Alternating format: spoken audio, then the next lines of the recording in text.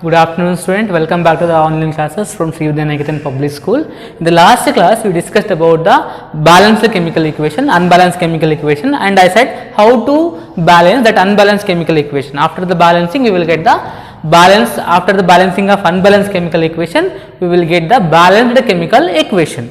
Now, we are as earlier I mentioned, chemical reaction.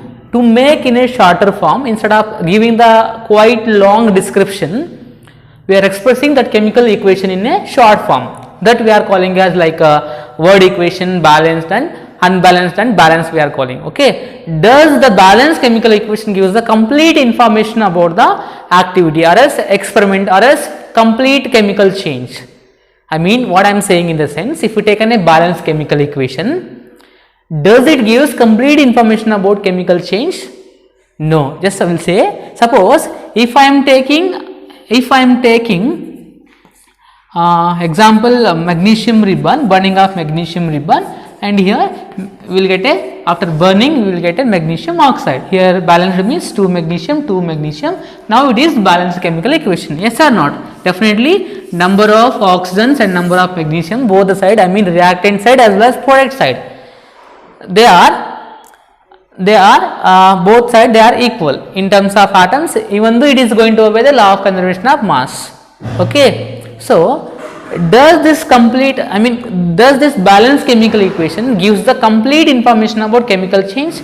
No. Why? Because it not explain, this balanced chemical equation is not going to tell us about the physical state, about the physical state of reactant, physical states of reactant and products. It not explaining which form I took magnesium, which form we are taking oxygen. It is not going to explain about the physical state of a reactant as well as products. Okay, and similarly it not explain about the change in the temperature. As earlier I said, when chemical reaction is going to take place, there will be change in the physical state of matter, there will be change in the color, there will be change in the temperature, and sometimes there will be evolution of gas, sometimes there will be formation of insoluble substance. This complete balance equation, even though it is completed, complete balance equation, it is not going to explain about some particular things like physical state. It can't explain about the change in the temperature. It is not going to explain about the change in the color. It not explain about the formation of precipitation.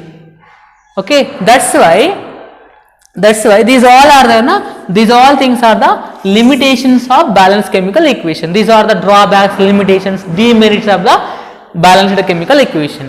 To make further informative about chemical change, chemical reaction, we are going to modify this balanced chemical equation by adding extra term, I mean, if there is a change in the temperature, we can write in the chemical equation. How means I will say, suppose I will take example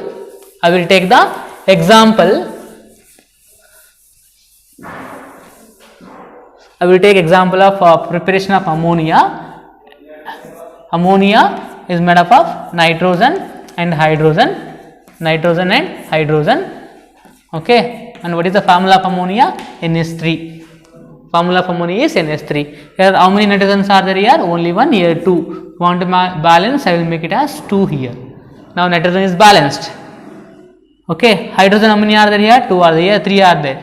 2 into 3 is equal to 6. Here 2 is there. I want to balance. I will make it as 3. So 2 nitrogens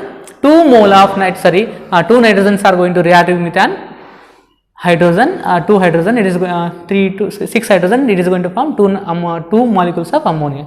Or else you can say 1 mole of nitrogen is going to reacting with an 3 moles of hydrogen, and it is going to form a 2 moles of ammonia. This is also, in this way also we can express. Now it is balanced, but it can't explain about the physical state. It is not going to explain about the change the temperature, color, formation of insoluble substance. Remember, suppose this ammonia, preparation of ammonia, okay, there will be change, there will be what you call applying a pressure about the 400 atmospheric pressure. Just I am saying example, it is not exact value. Then we can express this pressure in the above the arrow mark. Above the arrow mark. So we explained about what here? Pressure. Some reactions are there. If we want to prepare the ammonia, we need to supply the pressure here. How much we are supplying here? 400 atmospheric pressure. That pressure we are expressing above the arrow mark. Okay, if we are not expressing here, even though it is balanced, but it is not giving information about the pressure. Similarly, one more example, decomposition reaction of calcium carbonate gives rise to calcium oxide CaO plus CO2. Here, in this process, we are supplying heat energy for the calcium carbonate. Then this temperature, change in the temperature or supplying of heat energy. I mean, so we are supplying heat energy, we are using by triangle. This means that this triangle indicate heating of calcium carbonate. In this way also we can express change in the heat energy. Which amount of heat energy we are supplying. This indicate change in the heat. Similarly, this one is then carbon dioxide is going to form in the form of gas. To express the gas, we have to keep an upward arrow mark. Okay. Upward arrow mark. This upward arrow mark indicate the formation of gas. And one more thing is that when we are expressing these all things, we have to express these all things in the form of what you call physical their respective physical states. It is in the form of solid. We can write solid S here bracket for this one. Here it is also formed in the form of solid. This is on gas. Like this we can represent. It is indicate upward arrow mark indicate formation of gas.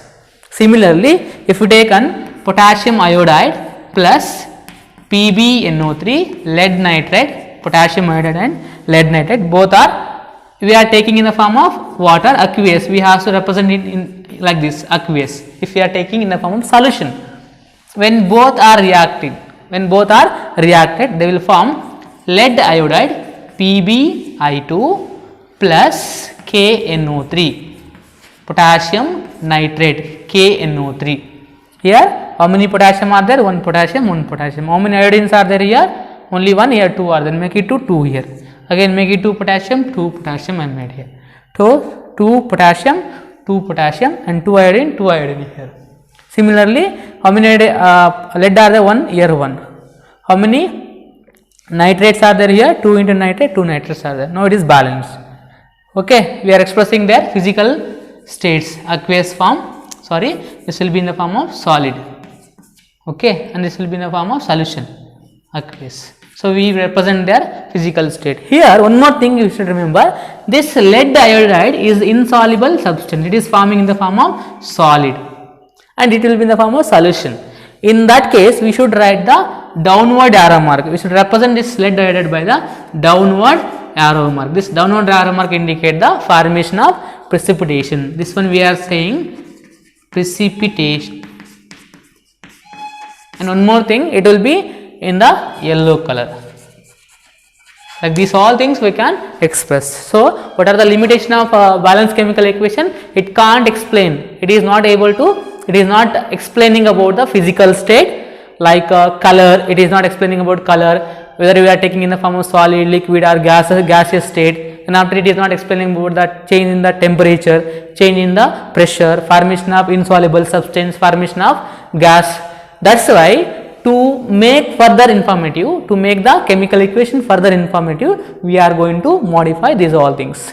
We are expressing in terms of solid physical states, change in the heat energy, about the pressure, formation of gas. Upward arrow mark means there will be formation of gas. Downward arrow mark means there will be formation of insoluble substance, what we call as precipitate, and we are mentioning in the color here. In this way we can modify the chemical equation, balanced chemical equation to make it further informative. Now it can explain about all the things, whatever changes are going to occur while the chemical reaction. This is about the limitation of what this is about the limitation of balanced chemical equation. By adding these all terms, we made it as further informative. Okay, about pressure, about physical states, about the color, formation of precipitate, formation of gas, these all things. Okay, thank you for watching.